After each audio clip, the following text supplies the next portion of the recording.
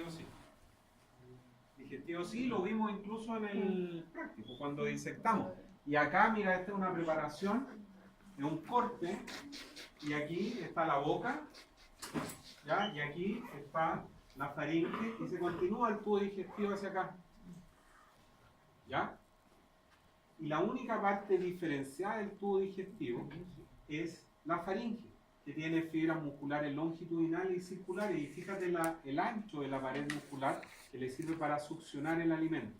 ¿Qué es lo que tiene este aparato digestivo? Está constituido solo por fibras musculares longitudinales. ¿Y qué significa eso en la práctica? Que el tubo digestivo se distiende, se ensancha única y exclusivamente cuando pasa alimento. Si no, es como una manguera de bombero, así cuando no tiene agua, aplastada completamente. Lo que no tiene los nematos, sí, no, está bien. Lo que no tienen los nematos es una diferenciación del tubo digestivo que uno, cuando lo disecta, dice, ah, no, aquí está el estómago, este es el intestino delgado, este es el intestino grueso. No. Es la única parte diferenciada es la faringe. ¿Ya? Ahí están los labios. Hay algunos que no tienen labios, pero que tienen estas láminas cortantes, particularmente algunas especies que son parásitas, y otros tienen dientes. Parásitas de algunos mascotas, incluso también del hombre. Esos bichos son hematófagos, cortan la mucosa intestinal, producen una herida, sangre, y ahí el bicho comienza a alimentarse. Otra de las características que ellos tienen es que, recuerden ustedes que los platelmintos que vimos donde están los gusanos, la lombriz solitaria, la fasciola hepática, ¿cuál era el sistema excretor? Protones fríos. Protones fríos. La unidad funcional de eso era la célula flamígera. Eso es lo más primitivo que encontramos dentro de los animales. Sin embargo, uno debiese esperar una progresión de algo más evolucionado. ¿Qué es lo que pasa? Que estos bichos, los nematos, no tienen nada que se le parezca. Tienen como sistema excretor un conducto excretor, literalmente un tubo al cual desembocan los elementos de desecho, los cuales son eliminados a través de un poro excretor. Y algunas formas acuáticas tienen una célula especializada que elimina el desecho, que es la célula de Reneta, pero que es única y exclusivamente la forma acuática. No hay sistema circulatorio ni respiratorio. ¿Ya? ¿Alguien quería preguntar? Estos bichos, de igual manera, presentan estructuras sensoriales sensitivas, que son en la parte anterior los anfibios, aquí, y los fasmidios en la parte posterior. ¿Para qué les sirven? Para detectar a su presa, a su hospedero, etcétera, etcétera. ¿Y qué es un anfibio o un fasmidio? No es otra cosa que una abertura, un poro, y que tiene una conexión nerviosa. Allí se detecta un estímulo, un elemento particular, y es capturada esa información por una neurona, una dendrita, y eso después se va a procesar a un centro de, no vamos a decir un cerebro ni mucho menos, sino que a un ganglio, a un acúmulo de neuronas. Y eso claramente es una ventaja respecto de lo que pasaba con los platelmintos. Esto lo vimos en el práctico, las diferencias en el aparato reproductor del macho y la hembra. La hembra tenía 2 úteros, 2 ovarios, el macho por el contrario tiene 1, mucho más modesto. Digamos. ¿Los sensitivos solamente están en los extremos? Sí.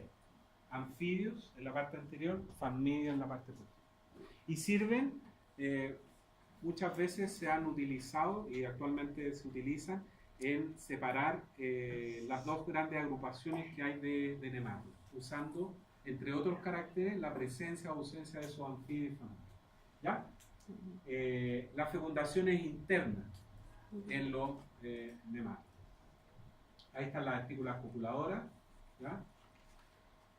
Ahí estaba lo que vimos en el práctico, de una manera mucho más clarita. Testículo más delgadito, uno solo, los vasos deferentes algo más gruesos, y las vesículas seminales algo más desarrolladas. La hembra, por el contrario, 2 ovarios, 2 oviductos, 2 úteros, vagina, vulva, etc. Ahí está, aquí fíjese que está la vagina y aquí está uno de los úteros que va ahí y otro de los úteros que viene por acá. El poro genital está a este nivel, ¿ya? Y progresivamente la vagina, los úteros, comienza progresivamente esto a adelgazarse de tamaño, pero es un continuo, un tubo que comienza a adelgazarse y progresivamente se transforma en los oviductos y después finalmente en el ovario. Las hembras, particularmente de las especies que son parásitas, son extremadamente prolíficas, ¿ya? Las hembras de ascarios pueden colocar 100.000 huevos, 200.000 huevos, etc. Muchos. Háganlo. Vayan. Prolífica.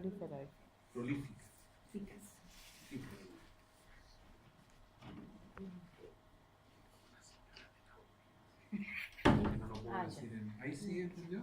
Sí. ¿Ya? Un huevo, una larvita ahí que está emergiendo. ¿Ya?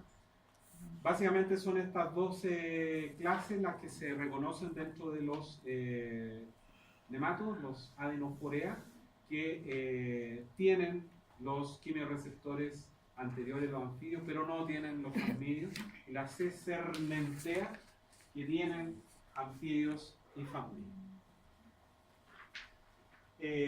Tenemos acá, básicamente, usando el criterio ahora de los ciclos biológicos, 2 grandes grupos que son aquellos nematodos que tienen ciclos directos, es decir, que tienen un solo hospedador, y otros que denominamos con ciclo indirecto, que tienen un hospedador intermedio. Los ejemplos están ahí. Por ejemplo, los ascarios, como por ejemplo en este caso, ahora la redundancia, el Ascaris lumbricoide, que es el ascárido del hombre, su hospedero siempre es el hombre, no hay un hospedero intermedio. Es el hombre el que se infecta, el que traga los huevos y el que va derechamente sobre él. Trichinella spiralis, lo mismo, y una serie de otros que tienen hospederos intermedios que están indicados. La lombrices, el caracol, copero de peso, los anisaquios que vimos hoy día, o que debimos haber visto en la pescada, ¿ya? Utilizan como hospedero intermedio los peces, ¿ya? Las filarias, hospedero intermedio los zancudos, y el gusano de Guinea o el Dracunculus medinensis, que tiene también los copetos, y que esa especie en particular es, a mi juicio, el ícono de que la investigación básica tiene un efecto tal vez no inmediato en la calidad de vida de las personas, porque vamos a ver un par de fotos. Ahí está el ciclo de Ascaris lumbricoide, y que claramente esa no está en inglés, maestro, así que es en español, ¿ya? Esta especie hace o desarrolla lo que se denomina una geohelminthiasis. ¿Por qué? Porque para que el huevo sea infectante, tiene que estar algún tiempo el huevo en el ambiente para que el embrión se transforme en una pequeña larva infectada. Es decir, en la práctica, en teoría, si una persona se come un huevo reciente, no le va a pasar nada. Pero si ese huevo ya tiene una pequeña larva, sí agarra la enfermedad. El hombre es el hospedero del Ascaris lumbricoide. El cerdo es del Ascaris sum. Y el caballo es del Parascaris equorum. Estos ascarios, en términos generales, desarrollan lo que se conoce como el ciclo de los, no de los, sino de los. ¿Ya? ¿Cómo funciona esto en términos generales? Los adultos de esta especie, del Ascaris lumbricoide, viven en el intestino delgado de una persona infectada con el Ascaris lumbricoide. Hay macho y hembra, copulan, huevos. ¿Por dónde salen esos huevos? Por las heces fecales de la persona.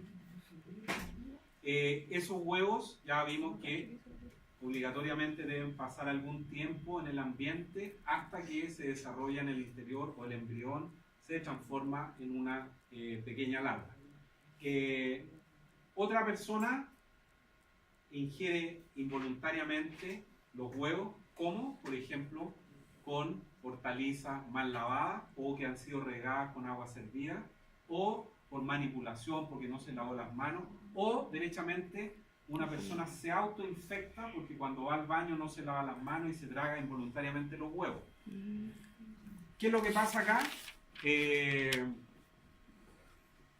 Uno se traga el huevo, nuestros jugos digestivos van a romper la cubierta protectora del huevo y el huevo, la cubierta que protege, va a liberar la pequeña larva.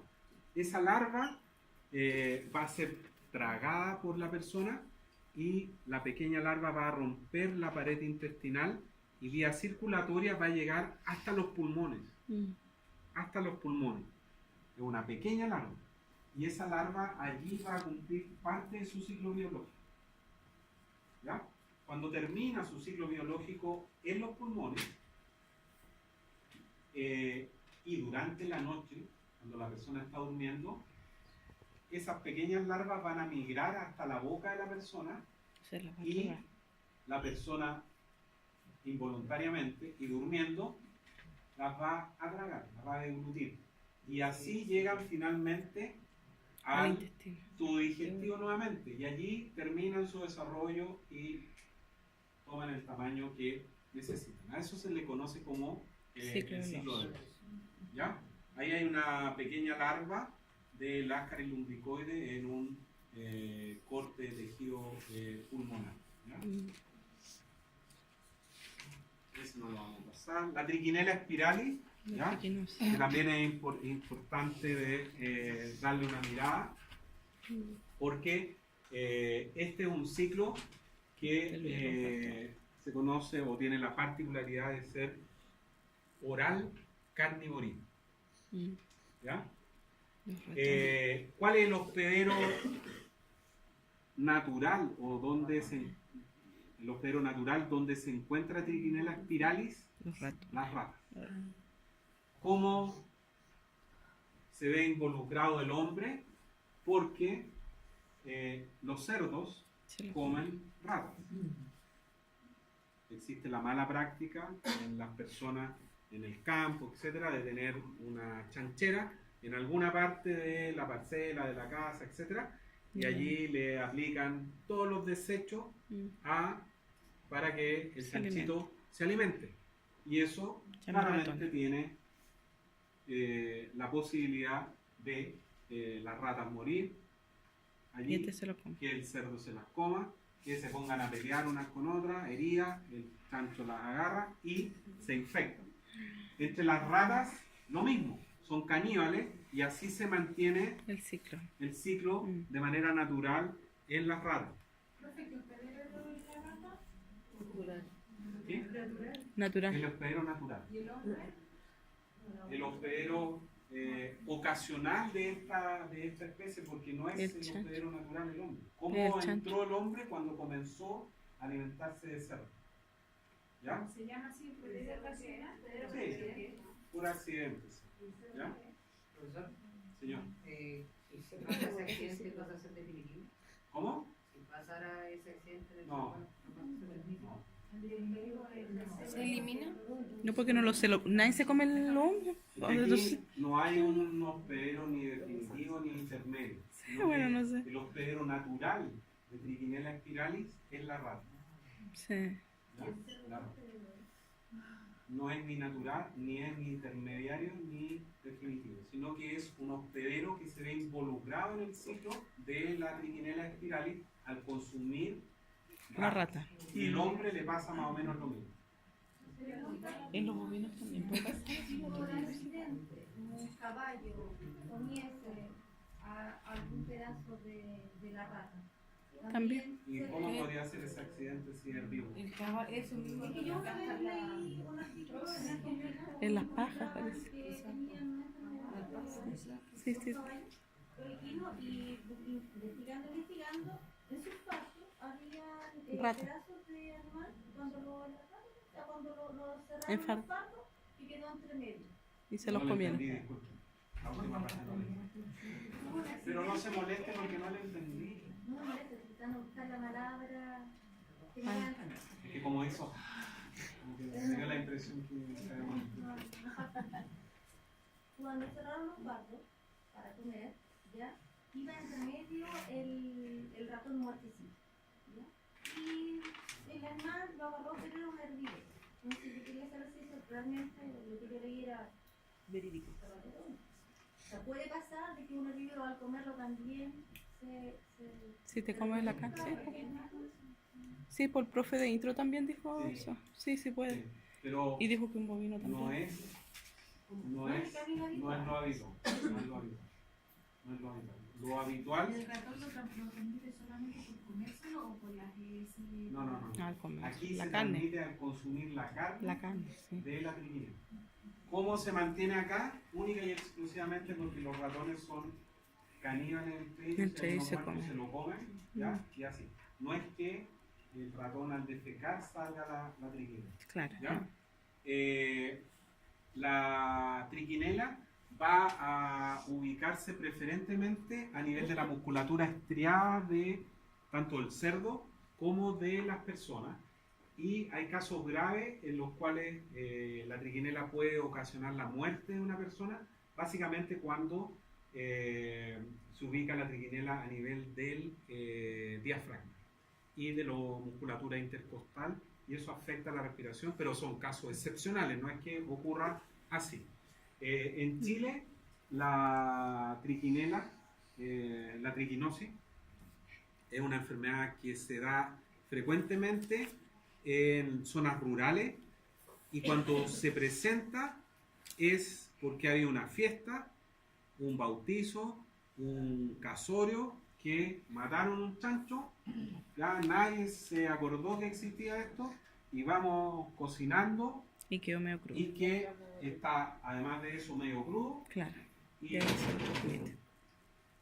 así se infectan. O sea, Sí. cuando aparece casos de triquinela, de triquinosis, 8, 10, 15 personas infectadas, y se empieza a hacer el estudio del caso, y todos son parientes El estudio de la porque estaban en fiesta. la misma fiesta.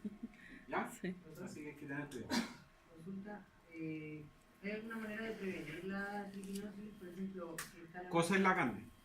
muy bien cocida, Sí. bien cocida. Y si están en una zona rural, por ejemplo, una vez una persona me dijo que se prepararon para hacer un asado y antes de cocinar la carne llevaron una muestra al sal.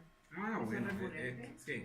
O sea, Puede ser cierto. yo creo que es excepcional. Excepcional, claro. O sea, porque con hambre y con sed ya nadie se preocupa de ir a... El frío también, sí, pero sí. Pero es más probable que usted, si está en una fiesta, No esté ocupe congelado. el frío para la cerveza y el asado para colocar esta cuestión. Así que le aplique calor. Profe, ¿y a dónde se reproduce el bicho? ¿Cómo? ¿A dónde se reproduce el bicho? ¿Cómo se reproduce? ¿Cómo se genera? Dice. ¿Dónde hace huevitos? Porque cuando había Está en la un carne. intermediario era en el Ah, bueno, acá en El ratón. la rata y todo el tema está porque lo que hay, vamos a ver una foto acá, mira. Aquí está el huevo, que es obviamente encontrado también a nivel de las ratas y eso, y donde se produce básicamente el daño a nivel de la musculatura, porque la larva de la triquinela va a donde alojarse, a la musculatura, y va a producir que las células musculares dejen de expresar su característica más notable, que es la contracción.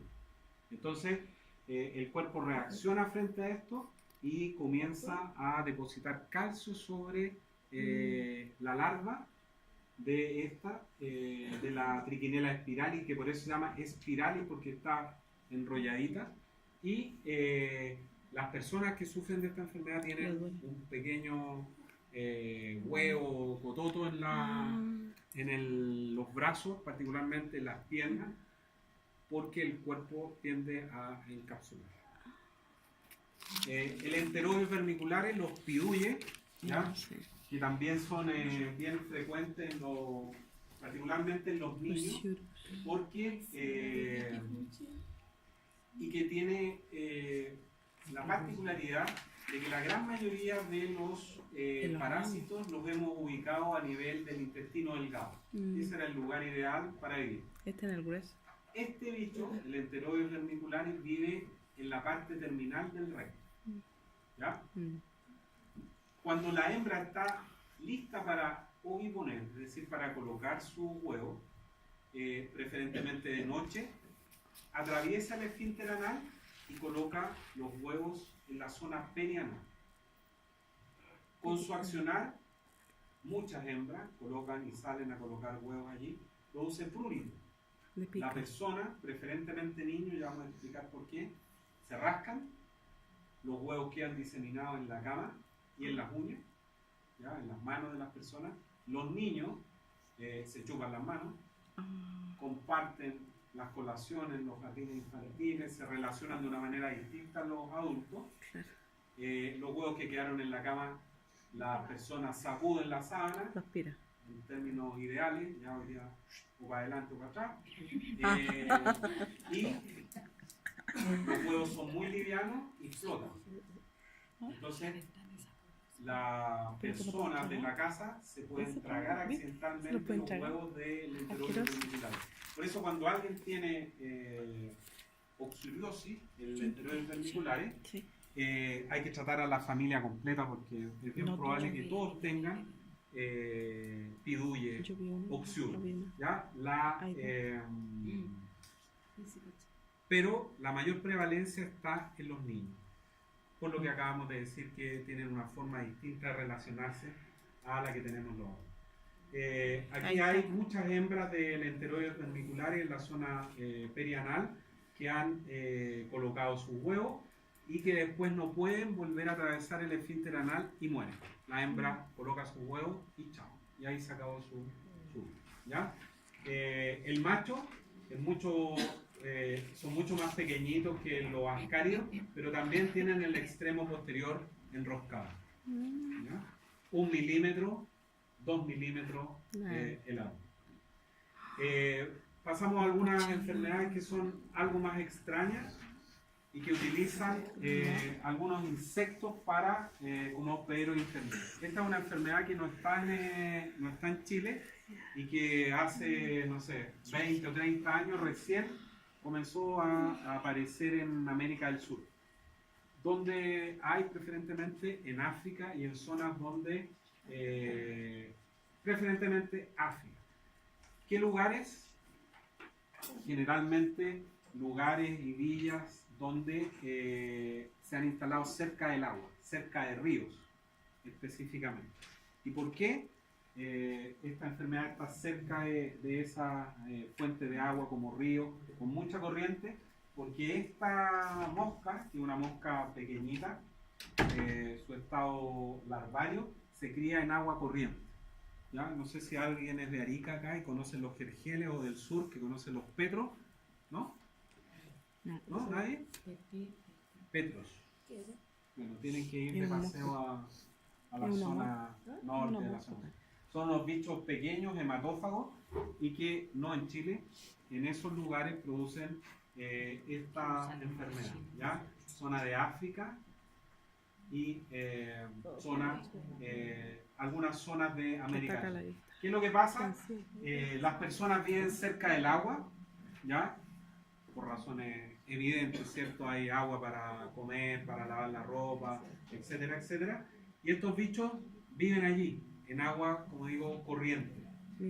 Pican reiteradamente a las personas por años, toda la vida de las personas, y la Onchocerca volvulus, que es este pequeño nemato, termina afectando el nervio óptico de las personas, y por eso esta enfermedad se conoce también como oncocercosis o ceguera del río, ¿ya? Esta persona se alcanzan a ver ahí unos pequeños nódulos que tiene. Si abriéramos esos pequeños nódulos de allí, habrían o se encontrarían llenos de pequeños Onchocerca volvulus, que son estos pequeños nematos que terminan causando la ceguera por lo que mencionaba. esta es la elefantiasis, que es producida por un nemato que se llama Wuchereria bancrofti y que es la que sufría el faraón de la diapositiva 1. ¿Qué es lo que pasa aquí? Que este nemato también se conoce como filariasis linfática o elefantiasis, obstruye la circulación linfática del escroto o del pecho y produce a lo largo del tiempo la deformación de esta zona del cuerpo. Quien transmite esta enfermedad es la picada de un zancudo. Las personas viven cerca del agua, ya la pierna de la señora ¿ya? Está completamente deformada y bueno, ese es un caso extremo de una persona que sufría elefantes. ¿Ustedes son como la celulitis infecciosa? No. ¿No? Aquí está el ciclo, cómo se transmite esto. Partamos desde acá, ¿ya? Un zancudo, lo que nosotros conocemos como un zancudo. Y aquí hay una cosa notable entre el zancudo y la microfilaria, la Wuchereria. ¿Por qué?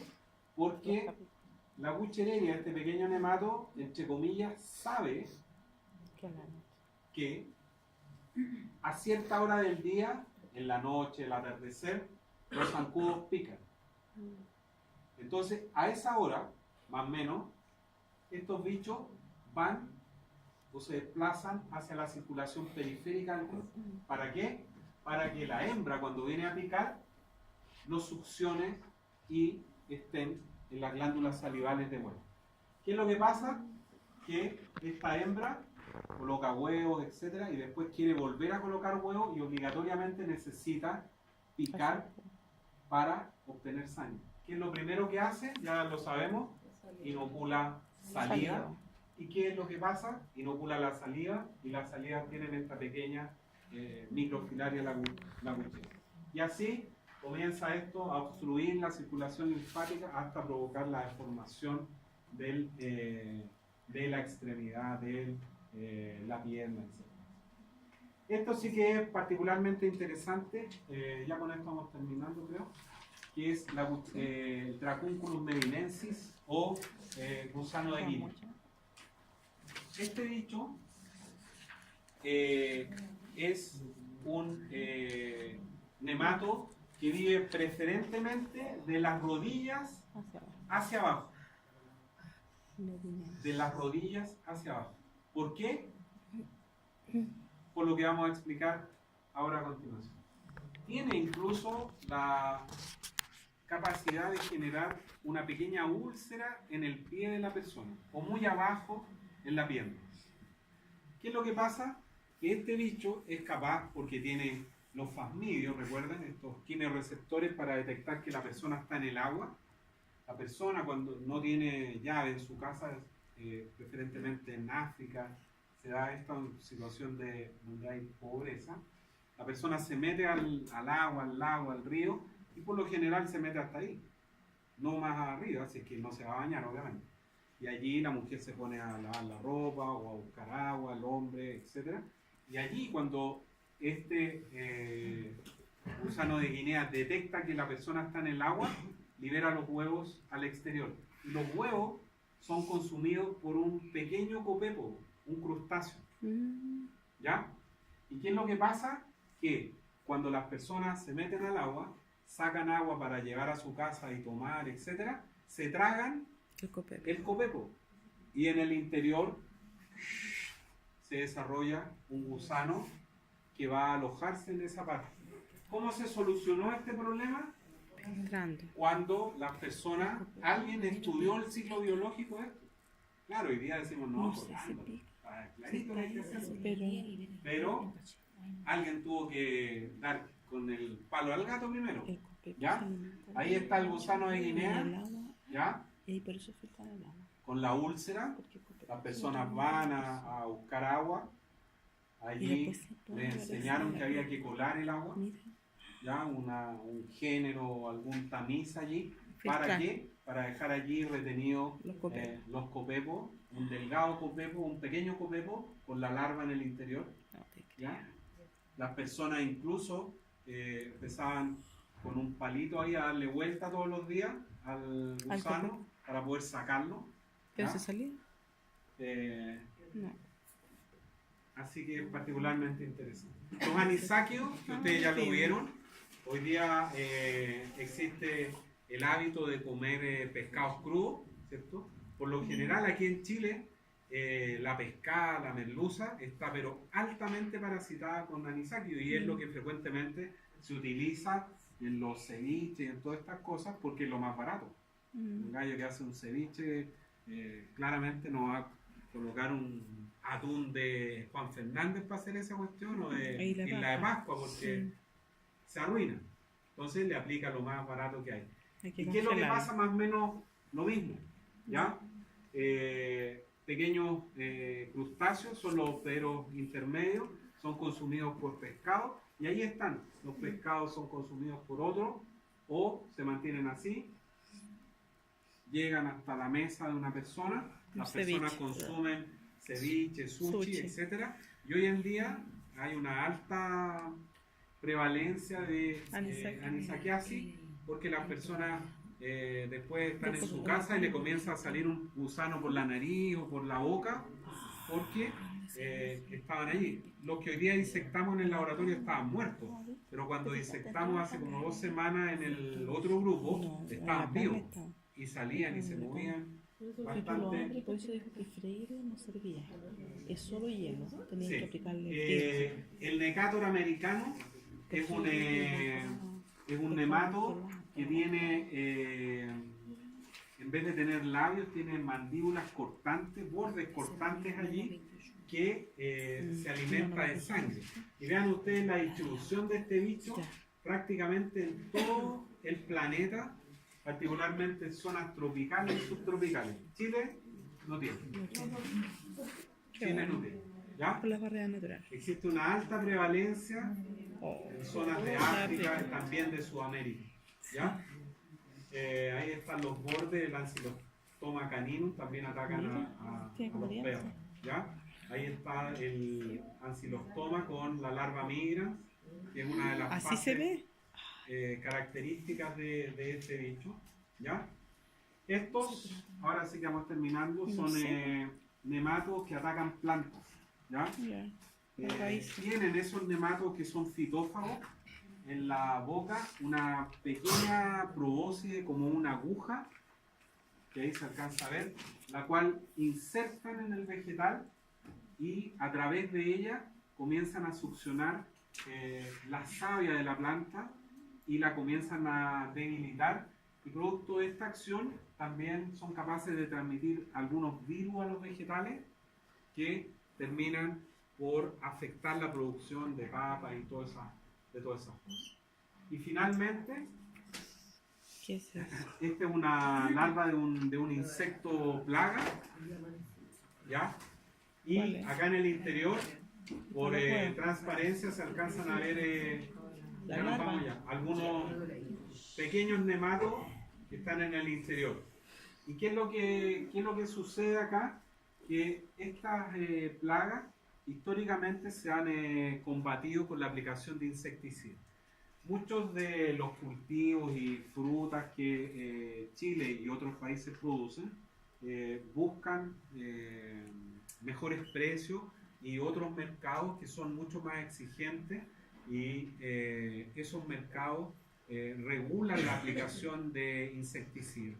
Entonces, en el afán de aplicar cada vez menos insecticidas, se han buscado algunas estrategias que permiten aplicar menos insecticidas.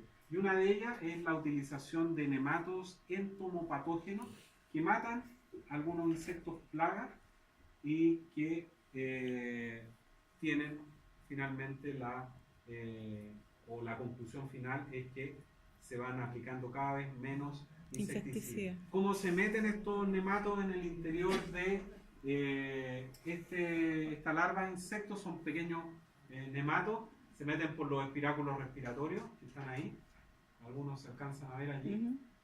o bien son consumidos involuntariamente por la larva. ¿Y qué es lo que hace? Pueden matarlo de dos maneras.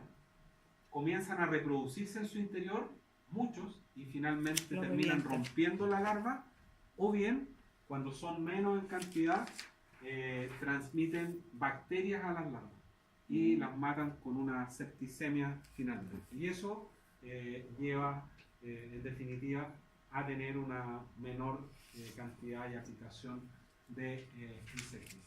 ¿Ya? Listo. ¿Ven que terminamos?